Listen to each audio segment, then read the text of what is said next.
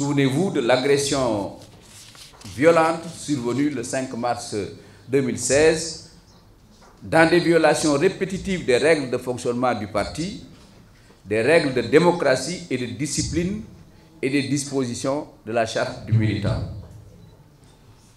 Cette décision a été prise en vue de protéger notre parti contre les tentatives internes de déstabilisation. Elle a été prise en vue de préserver notre unité et d'assurer la poursuite sereine des objectifs stratégiques que nous nous sommes librement fixés, dans le cadre des orientations dégagées par nos instances habilitées à travers des procédures démocratiques éprouvées.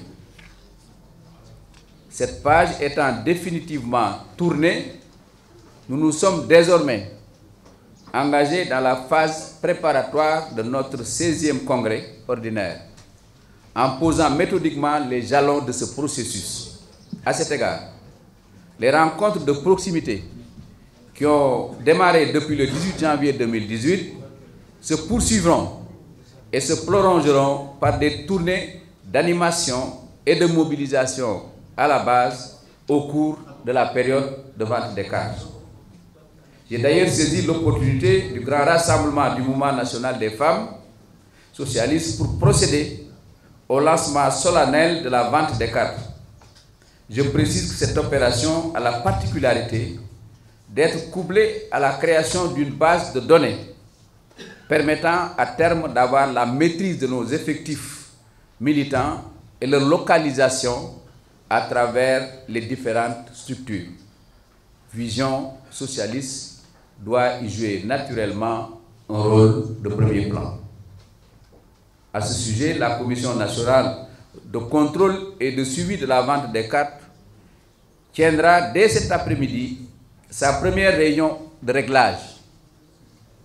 J'ai en outre convoqué en Assemblée générale de mise à niveau les secrétaires généraux de coordination le samedi 17 février 2018 pour une bonne maîtrise, pour une bonne mise en œuvre des dispositions de la circulaire sur la vente des cartes.